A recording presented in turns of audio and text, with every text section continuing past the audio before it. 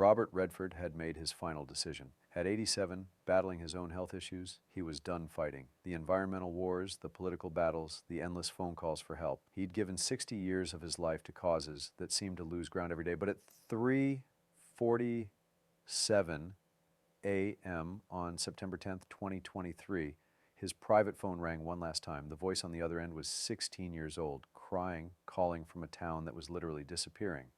And what Redford did in the next 72 hours didn't just save an entire community from extinction. It revealed the secret promise he'd been carrying since 1969.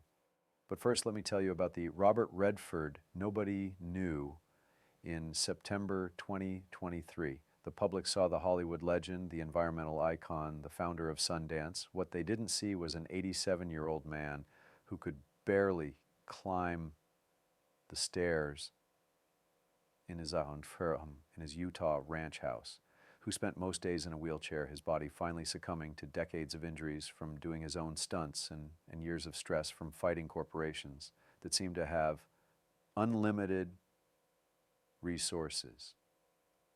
His doctors had been clear. His heart was failing. The years of high-altitude living, the stress of constant battles, the weight of carrying so many causes, it had all taken its toll. He had maybe 6 months, they said, maybe less. That's why he'd made the decision 2 weeks earlier. No more phone calls, no more requests for help, no more environmental emergencies. He'd changed his phone number, disconnected from the world, and prepared to spend his final months painting watercolors of the mountains he'd loved his entire life. But somehow a 16-year-old girl named Maria Santos had found his new number, and at 3:47 in the morning on September 10th, she called him from Esperanza, New Mexico, a town of 847 people that was about to become a ghost town. "Mr. Redford?" The voice was young, desperate, barely holding back tears. "Is this really Robert Redford? Please don't hang up. They're going to destroy everything tomorrow morning." Redford's first instinct was to hang up. He'd specifically changed his number to avoid calls like this. But something in the girl's voice stopped him. It was the same desperation he'd heard in Tommy Walsh's voice 4 years earlier. The same impossible courage. "Who is this? How did you get this number?" "My name is Maria Santos. I'm 16. I got your number from where?" Doesn't matter how. But Mr. Redford, they're going to start demolition tomorrow. The whole town, my whole family, everyone I've ever known, and there's nobody else to call. I know." Redford sat up in his bed, his heart already straining from the sudden movement. What town? What demolition?" "Esperanza, New Mexico. It's a tiny place. Maybe you never heard of it." "But Mr. Redford, it's the most beautiful place in the world. My great-great-grandfather founded it in 1885. 5 generations of my family have lived here. And tomorrow morning, Hartwell Corporation is going to bulldoze everything to build a lithium mine." The name hit Redford like a physical blow. Hartwell Corporation. Richard Hartwell Jr., son of the developer he'd fought over the Walsh Ranch. The same family, still destroying beautiful places for profit, still targeting vulnerable communities. "Maria, slow down. Tell me exactly what's happening." Through tears and exhaustion, Maria told him the story. Esperanza was a high desert town in northern New Mexico, founded by Hispanic families who'd been there for generations. They raised sheep, grew small gardens, lived simply. The town had no money, no political power, no lawyers. 2 years ago, lithium deposits had been discovered under the town. Lithium, the mineral essential for electric car batteries. Suddenly, Esperanza wasn't just a poor town nobody cared about. It was sitting on millions of dollars worth of strategic resources. Hartwell Corporation had used the same playbook they'd perfected over decades. They'd bought the mineral rights from the federal government. They'd filed environmental impact statements that claimed minimal disruption. They'd promised jobs and economic development. They'd targeted the most vulnerable families first, offering quick cash buyouts to people who desperately needed money. Most people took the money, Maria said, her voice breaking. They were scared. They needed help with medical bills, with college tuition, with fixing nueces, Studies, Hartwell made it seem like they were doing us a favor, but not everyone sold. No, sir, 47 families refused. My family, the Garcias, the Hernandezes, people who've been here since before New Mexico was even a state. We said we weren't leaving. This is our home. What did Hartwell do? Maria's voice got quieter. They made life impossible for us. They bought the only grocery store and closed it. They bought, the gas station and shut it down. They bought the school bus company and canceled the routes. They wanted to starve us out. Redford felt a familiar anger rising in his chest. The same anger he'd felt fighting oil companies, fighting developers, fighting anyone who saw communities as obstacles to profit. And now they're starting demolition. Tomorrow at 8 a.m., they have court orders. They say the holdout families are trespassing on their property. They're going to bulldoze the houses with people still living in them if they have to. Where are the lawyers? Where are the environmental groups? Mr. Redford, we don't have money for lawyers. The environmental groups say lithium mining is good for fighting climate change, so they won't help us. The local politicians won't return our calls. The media says we're standing in the way of green energy progress. Redford could hear other voices in the background, an older woman speaking Spanish, what sounded like children crying. Maria, where are you calling from? The church. We're all here, all 47 families. We've been praying all night, trying to figure out what to do. My grandmother remembered that you saved the Walsh Ranch a few years ago. She said maybe you were the only person who would understand. Understand what? That some places are too important to destroy, that people matter more than profits, that somebody has to stand up for communities that can't stand up for themselves. At that moment, Redford heard something that made his blood run cold. In the background, the sound of heavy engines, diesel trucks, bulldozers, the mechanical roar of destruction preparing to begin. Oh no, Maria whispered. They're here. They're early. They're starting now. Maria, listen to me. Do not let anyone go near those bulldozers. Do not put yourselves in danger. I'm coming. What? Mr. Redford, you can't. It's too far. You don't even know where we are. I'm coming, Redford repeated, already reaching for his phone to call his pilot. And Maria, tell everyone to stay exactly where they are.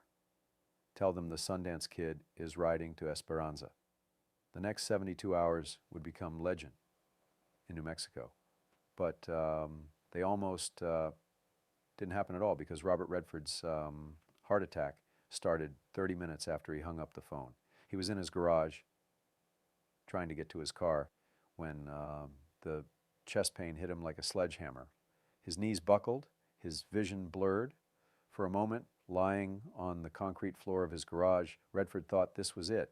He was going to die in Utah, while 47 families in New Mexico got bulldozed out of their homes. But then he thought about Maria's voice, about 5 generations of families about to lose everything, about Richard Hartwell Jr. carrying on his father's legacy of destroying beautiful places. Redford pulled himself up, got to his phone, and called his doctor. Doc, I need to be functional for 3 days. I don't care what it costs my heart. Give me whatever you've got. Dr. Sarah Martinez had been Redford's physician for 15 years. She'd never heard him sound like this. Robert, you had a heart attack. You need to be in a hospital, not traveling. Doc, 47 families are about to lose their homes. I'm the only person who can help them. Give me the drugs. Give me the procedures. Give me whatever you need to give me to keep me standing for 72 hours. 3 hours later, Redford was on his private jet to New Mexico, his chest full of stents and his bloodstream full of medications that were keeping his failing heart beating. When Redford's plane touched down at the tiny airstrip outside Esperanza at 11:47 a.m., the scene was chaos.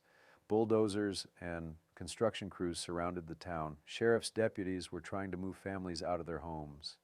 Media trucks had arrived, drawn by reports that Robert Redford was somehow involved.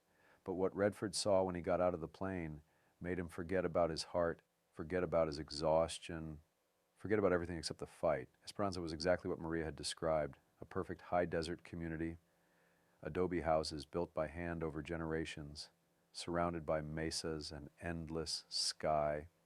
It was the kind of place that existed in movies about the American Southwest, except this was real, and it was about to be destroyed forever. The families were gathered in the town's small plaza, surrounded by their possessions, holding handmade signs in English and yours in Spanish. This is our home, 5 generations. Don't destroy our history. Maria Santos ran up to him the moment she saw him. She was small, maybe 5 feet 2 inches, with dark hair and fierce eyes that remind Redford of every young activist he'd ever known. Mr. Redford, you came. You actually came. Behind her, an elderly woman in a traditional dress approached slowly. This was clearly Maria's grandmother, the woman who Maria's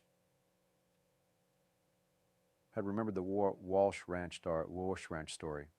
Mr. Redford, she said in careful English, I am Rosa Santos. Thank you for coming to help us. That's when Richard Hartwell Jr. approached. He was tall, expensively dressed, flanked by lawyers and security guards. He looked exactly like his father, and he had the same arrogant confidence. Well, Robert Redford, the great environmental crusader, come to grandstand for the cameras. Redford looked at this man, son of the developer he'd fought for decades, and felt the weight of a lifetime of battles against people who saw beauty as nothing more than potential profit. I came to stop you from destroying a community, Hartwell laughed. Mr. Redford, this isn't one of your movies. This is business. I own the mineral rights. I have all the permits. These people are trespassing on my property. These people have been here for 140 years. Their great-great-grandparents built this town before your family ever heard of New Mexico. That's not legally relevant. Progress requires sacrifice. These few dozen families are standing in the way of a mine that could power millions of electric vehicles. Don't you care about climate change? It was a clever argument, and Redford knew it. Use environmental concerns to justify environmental destruction, use the fight against climate change to destroy communities that had lived sustainably for generations.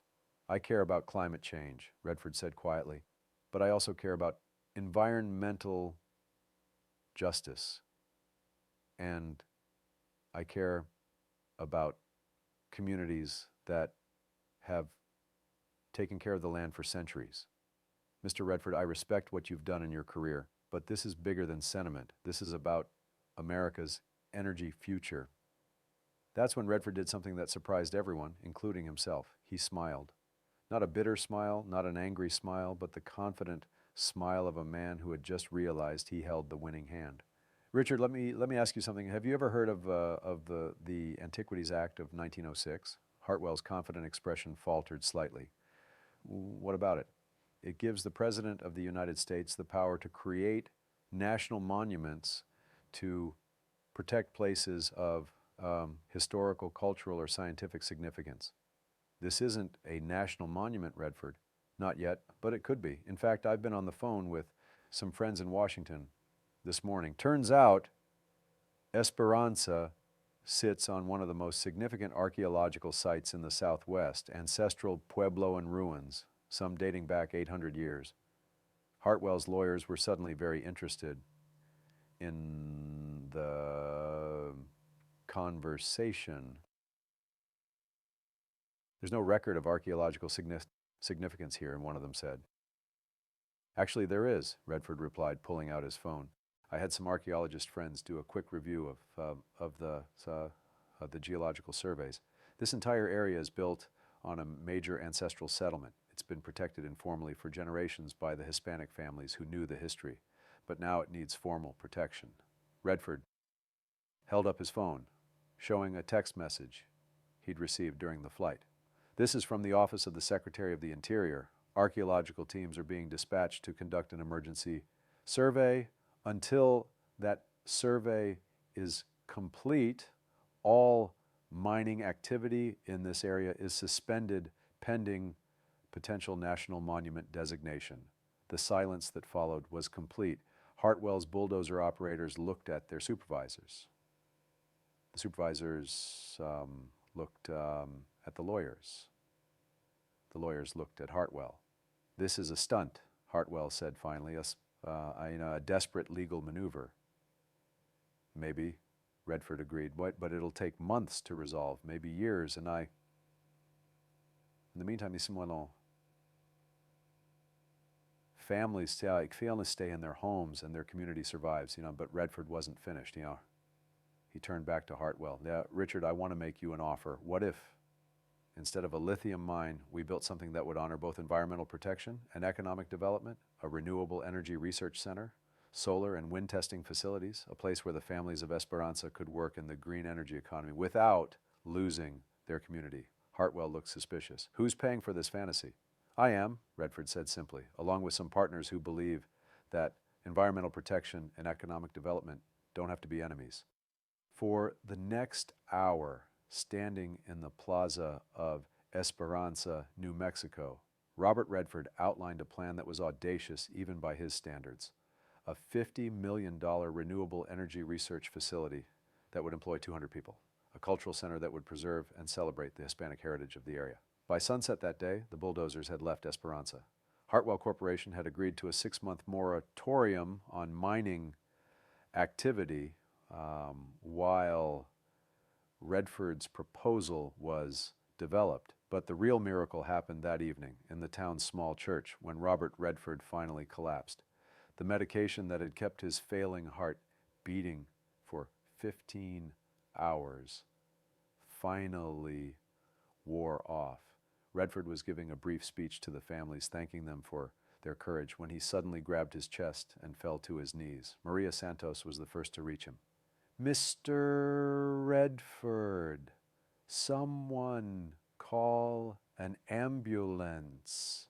As paramedics worked to stabilize him, Robert Redford looked up at the faces surrounding him. 47 families who had been facing the destruction of everything they'd ever known. "Maria," he whispered, his voice barely audible.